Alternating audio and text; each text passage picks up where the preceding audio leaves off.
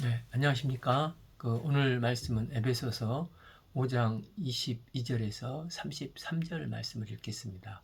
요절은 33절. 그러나 너희도 각각 자기의 아내 사랑하기를 자신같이 하고 아내도 자기 남편을 존경하라.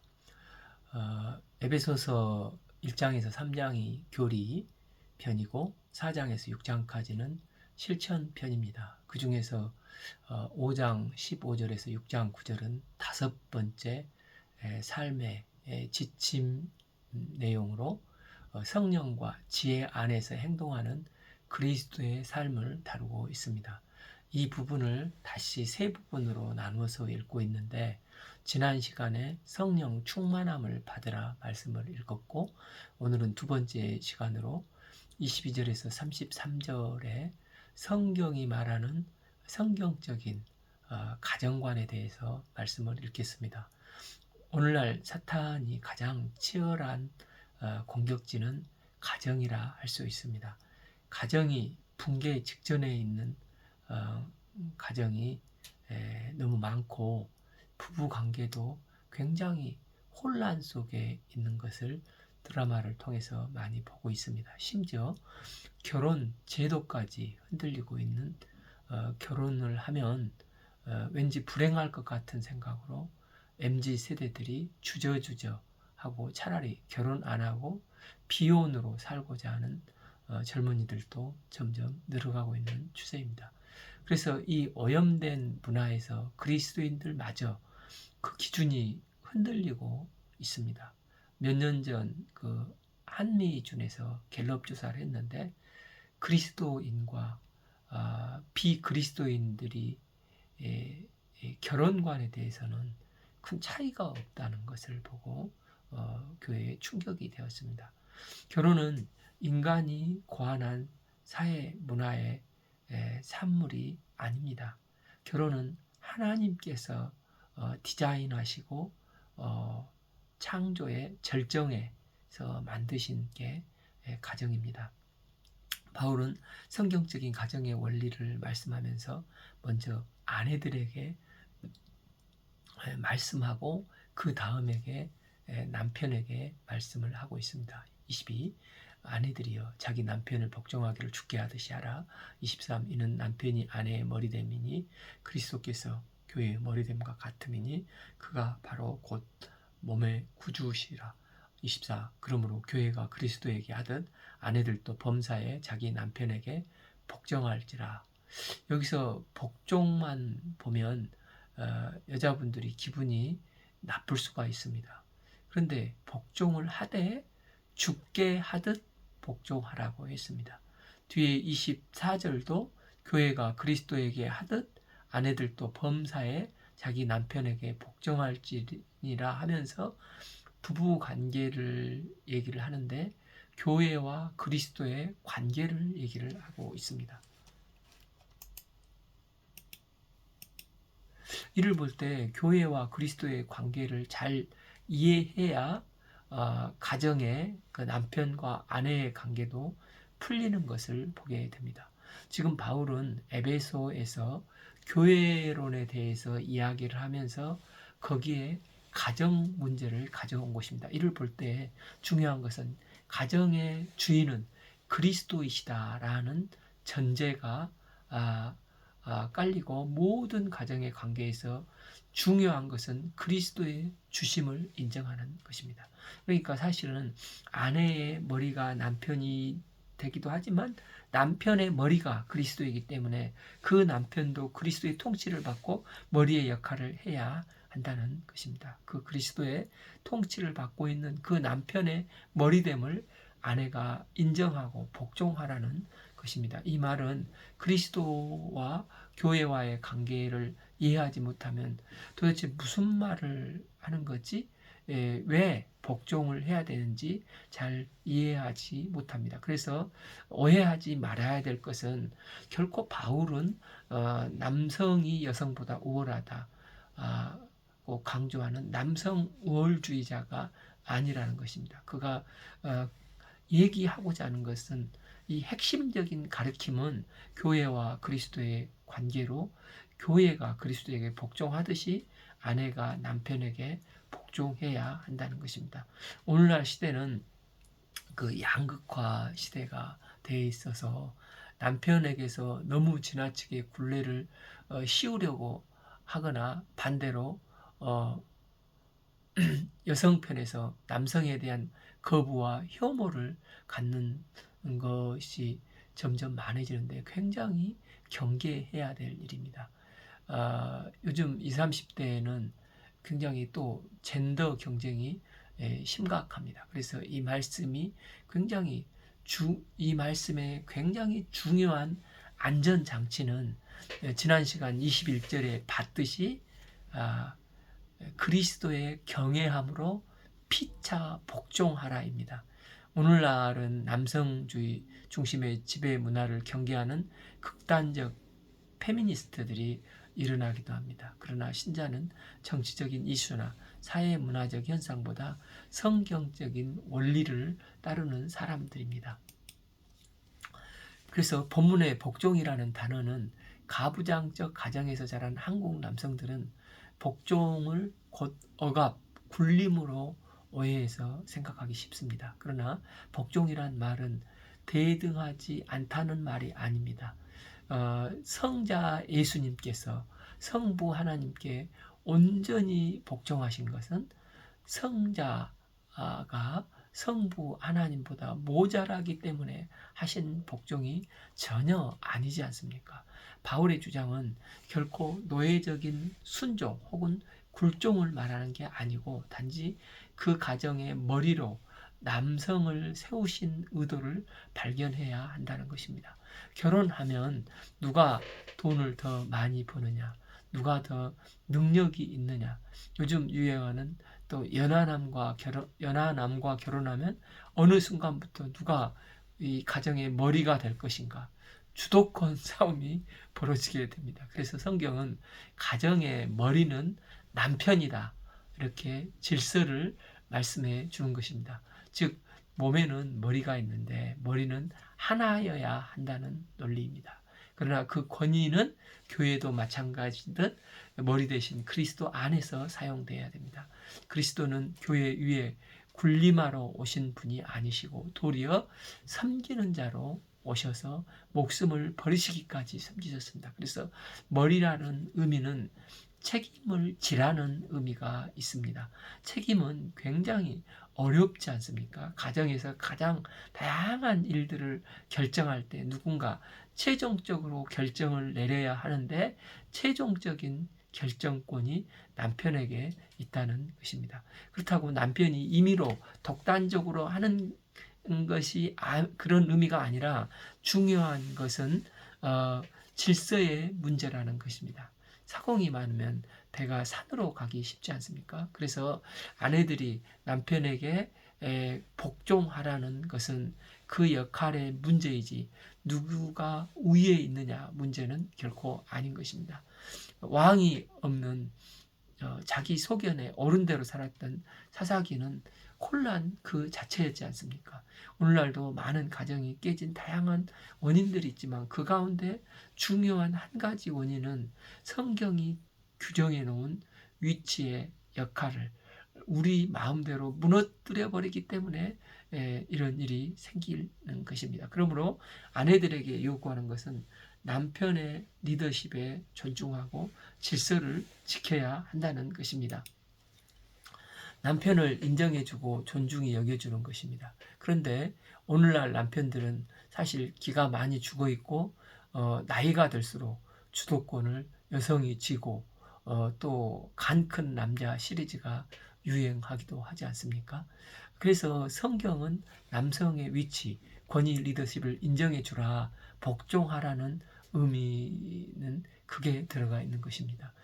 보통 교회는 남편보다 아내들이 신앙생활을 더 열심히 하고 또 그걸 무기로 삼아 남편을 무시해서는 안 된다는 것입니다. 그래서 지혜로운 여인은 내 신앙이 좋은 것을 약간 감추고 남편과 보조를 같이 맞추려고 애쓰는 여인들이 교회에 많이 있지 않습니까? 보통 남자들이 세상에서 돈을 벌기 위해서 전쟁을 밖에 나가 치릅니다. 그러면서 상사 눈치 보고, 또 요즘은 참 MZ 세대들의 눈치를 본다고 합니다. 기가 죽고 자존심이 상해서 집에 들어왔는데 아내마저도 반기지 않으면 어떻게 되겠습니까?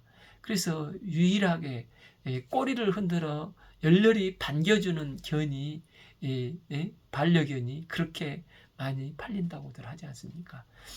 보통 40세 이상이 되면 남자들은 여성을 이기지 못합니다. 특별히 언어 능력은 게임 자체가 안 됩니다. 그럼에도 집안에서 남편의 권위가 무너지면 마치 지붕 없는 집과 같다는 것입니다. 실제 어떤 사람은 남편을 존중할 구석은 하나도 없다고 하는 사람이 있는 것입니다. 실제 그럴 수가 있습니다. 그런데 성경은 창세기에서 아내들을 돕는 배필, 헬퍼라고 했습니다.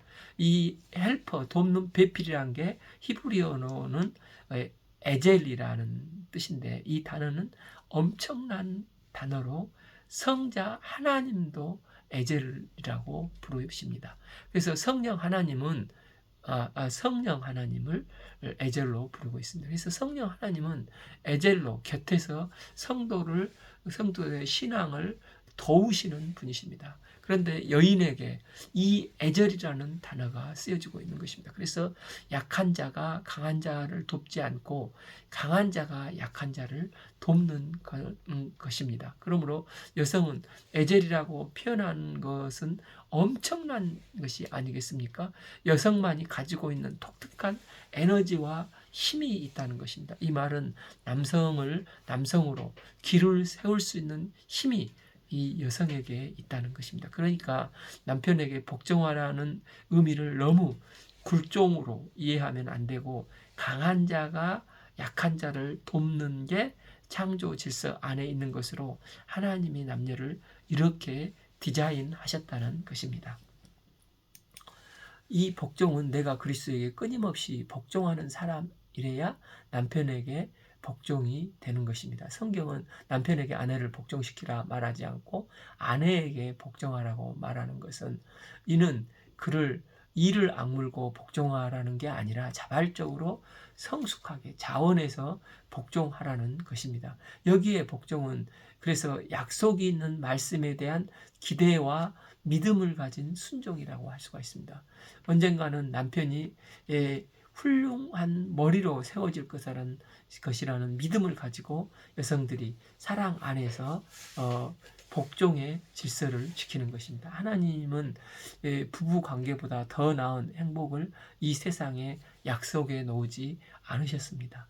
여기서 여기에 이제 비밀이 있는 것입니다. 남편은 아내를 사랑하고 아내는 남편에게 복종하는 말씀이 깨달아지고 그것이 삶 속에서 이거져 갈 때 이게 아름다운 가정, 행복한 가정으로 열매 맺어지는 것입니다. 그 가정의 질서를 통해 아름다운 하모니가 이루어질 때 우리가 한 번도 꿈꿔보지 못했던 부부의 화목과 기쁨과 사랑과 만족이 이 가정의 삶 속에서 주어지는 것입니다.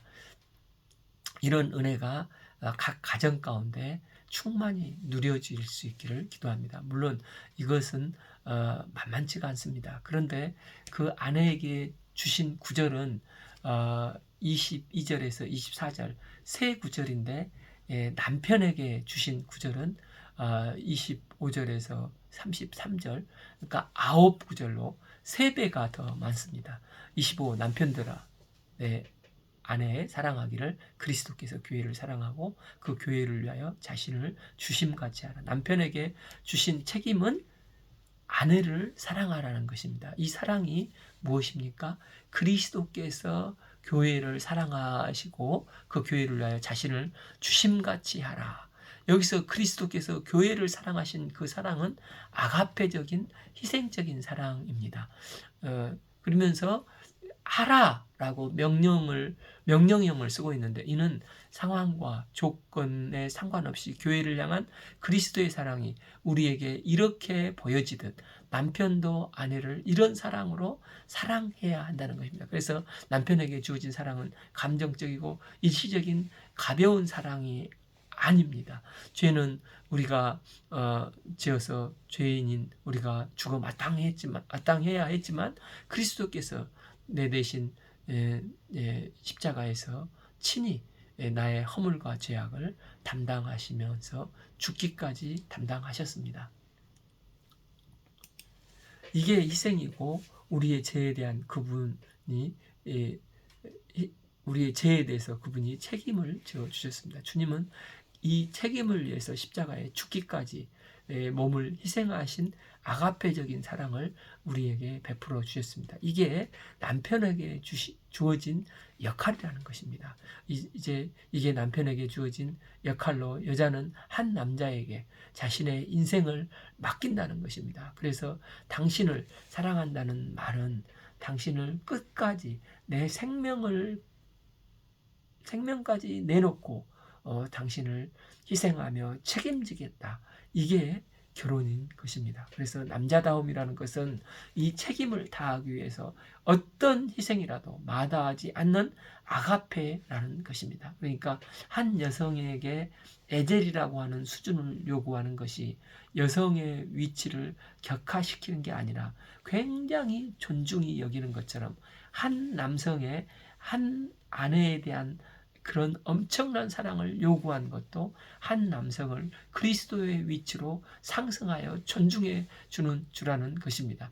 가정 안에서 목숨을 걸 일은 별로 가끔 있지만 없을 것입니다.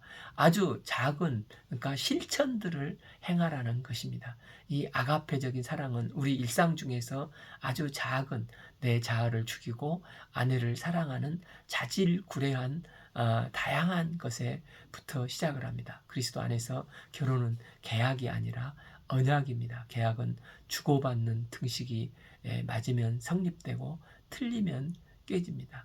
그러나 언약은 이해타산과 상관없이 깨질 수 없는 관계입니다.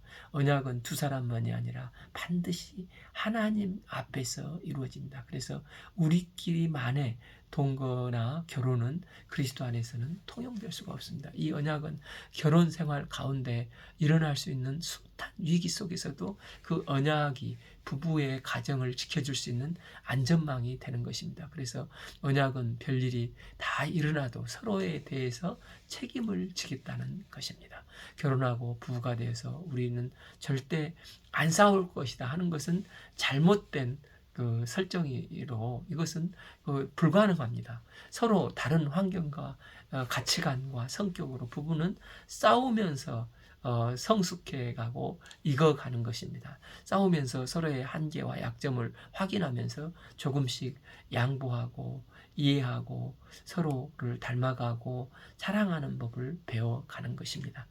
싸우면서도 내가 밥을 차려주고 그러면서 내가 미쳤지, 그러면서 밥 먹는 남편도 나도 미쳤다 하면서 출근하는 게 부부의 삶인 것입니다. 그러니까 결혼은 싸움으로 끝나는 게 아니라 과정으로 이게 이제 언약을 지켜가는 모습이라는 것입니다. 베드로전서 3장 7절에서 남편들아 이같이 지식을 따라 너희 아내와 동거하고 그를 연약한 그릇이요 또 생명의 은혜를 함께 이어받은 자로 알아 귀히 여기라. 이는 너희 기도가 막히지 않게 하려 함이라 했습니다. 아내들은 육체적으로 정서적으로 연약한 유리 그릇처럼 보호를 받아야 할 존재들이라는 것입니다. 아내가 말을 할 때 주의 깊게 들어줘야 하는데, 그런데 뭐 저부터도 남성들은 아내가 말을 할 때 귀를 잘 기울이지 않는 경향이 많습니다. 여자들의 불평 중에 하나가 남편이 내 말을 진지하게 들어주지 않는다는 것입니다. 왜 안 들어주냐고 따지면 남편은 다 들었다고 말을 합니다. 그런데 무슨 얘기를 했지? 이렇게 물으면 글쎄 모르겠는데 이렇게 말합니다. 하나님은 금성에서 온 남자와 화성에서 온 여자처럼 다른 이 남녀를 가정을 이루어 주셨습니다. 26 이는 물로 씻어 맑음으로 깨끗하게 하사 거룩하게 하시고 27 자기 앞에 영광스러운 교회로 세우사 티나 주름 잡힌 것이나 이런 것들이 없이 거룩하게 흠없게 하려 하심이니라. 그 중에 또 남편이 굉장히 중요한 책임 중에 하나가 남편은 거룩함을 지키는 것입니다. 그리스도의 희생적인 목적은 교회의 거룩함입니다. 교회는 그리스도의 신부의 위치에 놓여 있습니다. 신부의 아름다움은 거룩함입니다. 거룩이 생명입니다. 교회의 생명이 거룩함에 있듯이 이 가정의 아름다움은 거룩함에 있고 거룩은 결코 손상되어서는 안 되는 것입니다. 거룩함이 없는 행복은 불가능합니다. 부부 관계를 깨는 것은 결국 이 거룩을 깨는 죄 문제입니다. 때문에 결혼한 남자는 특히 부부 관계 외에 밖에서 만족을 얻고자 하는 유혹에서 싸워야 하는 것입니다. 성경은 부부 관계 바깥에서 성은 허락되지 않습니다. 지난 시간에 잠언에서 봤듯이 잠언 5장 15절 너는 내 우물에서 물을 마시며 내 샘에서 흐르는 물을 마시라. 16 어찌하여 내 샘물을 집 밖으로 넘치게 하며 내 도랑 물을 거리로 흘러가게 하겠느냐. 17 그 물이 내게만 있게 하고 타인과 더불어 그것을 나누지 말라. 18 내 샘으로 복되게 하라. 내가 젊어서 취한 아내를 즐거워하라 하셨습니다. 하나님은 가정을 창설하신 이유 중에 하나가 이 성적 유혹으로부터 보호하시기 위한 의도도 담겨져 있습니다. 특별히 성적인 죄는 가정에 치명적인 영향을 미치기 때문에 부부는 한 몸입니다. 때문에 무엇보다도 음행의 죄가 침입하지 않도록 함께 부부가 노력하고 싸워가야 하는 것입니다. 우리의 몸은 성전인데 음행은 성전을 더럽힌 꼴이 되는 것입니다. 거룩을 지키기 위해서 남편과 아내는 서로의 책임과 의무를 거부해서는 안 되는 것입니다. 하나님은 남자와 여자를 하나로 묶어 놓으셨습니다. 이것의 의미는 부부가 지켜야 할 선은 가정 안에서 성이라는 것입니다. 이 선을 어기면 누구라도 혹독한 대가를 치러야 하는 것입니다. 부부관계 안에서 성보다 더 나은 만족은 존재하지 않고 성은 부부관계 안에서만 아름다운 것입니다. 옛날 가구할 때 그 백화점 이 소파를 해가시는 사장님이 있었는데 참 젊었을 때 좀 끼가 많았었는데 자기 나이 들어서 생각해 보니 정말 참 만족한 것은 자기 아내밖에 없었다고 이렇게 수없이 말을 하는 것을 봤습니다. 때문에 가정의 거룩상은 어떤 대가를 치르더라도 지켜야 할 가치가 있습니다. 전도서에서 보면 1장 2절에서 헛되니 모든 것이 헛되도다 했습니다. 그 헛된 인생의 날에 하나님께서 허락하신 누릴목이 딱 하나 있습니다. 9장 9절에 내 헛된 평생의 모든 날, 곧 하나님이 해 아래서 내게 주신 모든 헛된 날에 내가 사랑하는 아내와 함께 즐겁게 살지어다. 이것이 내가 평생에 해 아래서 수고하고 얻은 몫이라 했습니다. 우리에게 주신 약속의 말씀입니다. 이 비밀이 크다는 것입니다. 28 이와 같이 남편들도 아내 사랑하기를 자기 자신과 같이 알지니 자기 아내를 사랑하는 자는 자기를 사랑하는 것이라.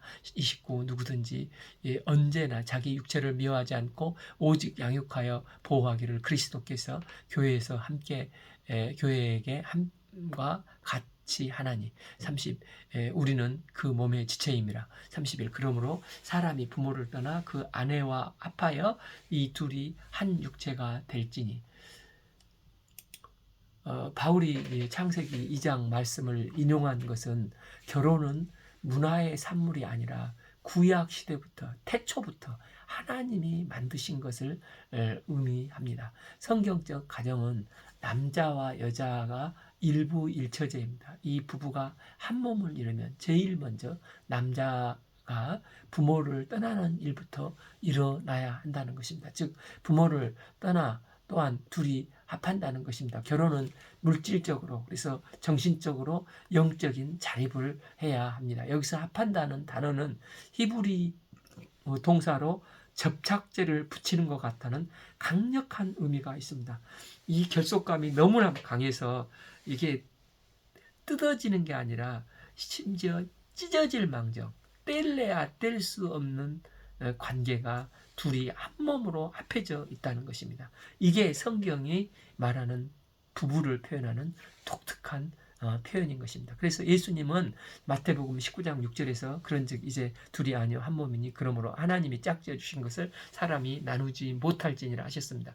결혼에 있어서 중요한 것은 하나님이 개입하사 짝지어 주셨다는 것입니다. 그래서 결혼은 너와 나만의 일이 아니라 하나님으로부터 온 것이라는 것을 놓치면 결코 안 되는 것입니다. 하나님이 짝지어 주사 한 몸이 된 부부는 결혼한 순간부터 하나가 되었으니 생각과 목적과 남편의 소리와 아내의 소리가 하나로 만들어 연합되어 가는 과정이 결혼 생활이 되는 것입니다. 그래서 결혼한 이후에는 한 사람만 따로 떼어서 평가를 못하게 되는 것입니다. 부부는 욕을 먹어도 같이 먹고 칭찬을 들어도 같이 듣고 영광도 같이 받는 것입니다. 하나됨을 지켜가기 위해서 매우 중요한 게 하나가 있는데 그게 친밀함입니다.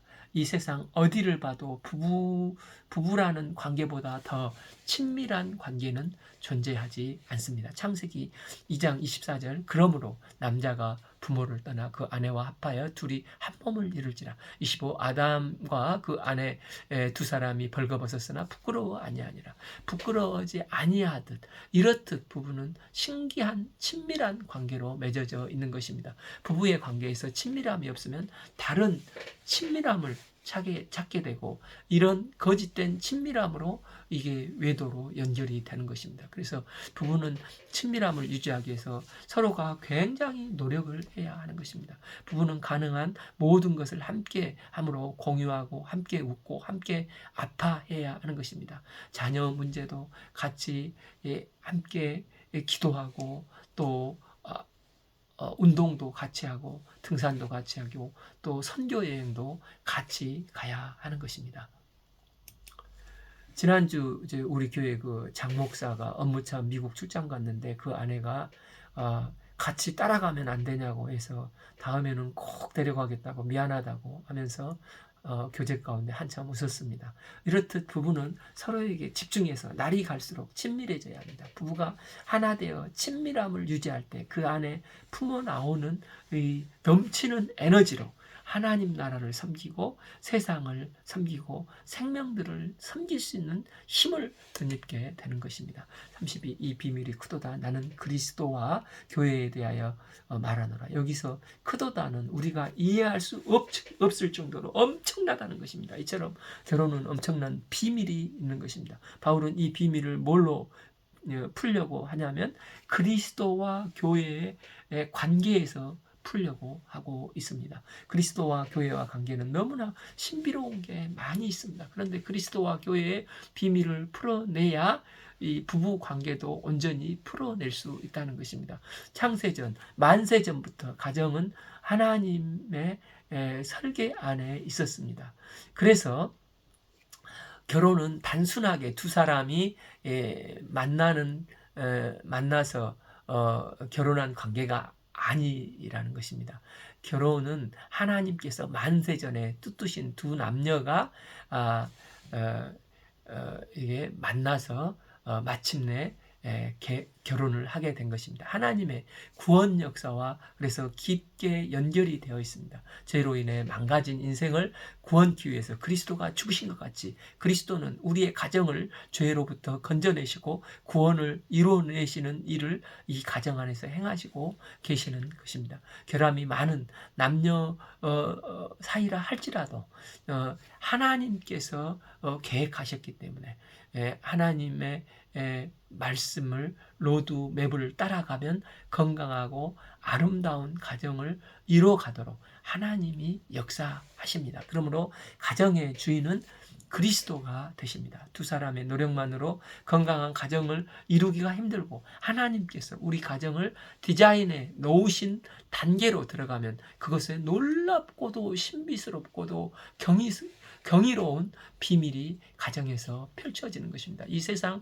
어디에서도 맛볼 수 없는 비밀이 이 가정 안에 가득 담겨져 있습니다. 이 비밀이 크도다. 어마어마한 은혜가 이 가정 안에 있습니다. 때문에 우리 가정을 창조하신 하나님께 초점을 맞추면 부부관계가 아름다운 하모니를 만들어서 내는 놀라운 역사가 일어나게 되는 것입니다. 부부가 그리스도를 함께 바라보는 이 삼각형의 법칙이 적용될 때 온전한 가정으로 연합되어 가는 것입니다. 부부관계의 결론이 무엇입니까? 33. 그러나 너희도 각각 자기의 아내 사랑하기를 자신같이 하고 아내도 자기 남편을 존경하라. 즉 남편은 아내 사랑하기를 자기 자신같이 하고 아내도 자기 남편을 존경하라. 그게 핵심입니다. 남편에게 계속 요구되는 것은 사랑하라입니다. 아가페 사랑으로 좋을 때 환경이 안 좋을 때도 그럼에도 불구하고 변함없이 희생적인 사랑을 하라는 것입니다. 저희 같이 선교하는 선교 동역자님이 먼저 이제 하나님 나라를 가셨습니다. 그분은 가시면서 유언을 하시기를 아내 사랑하기를 지금까지 사랑했던 것보다 100배를 더 사랑하라고 했습니다.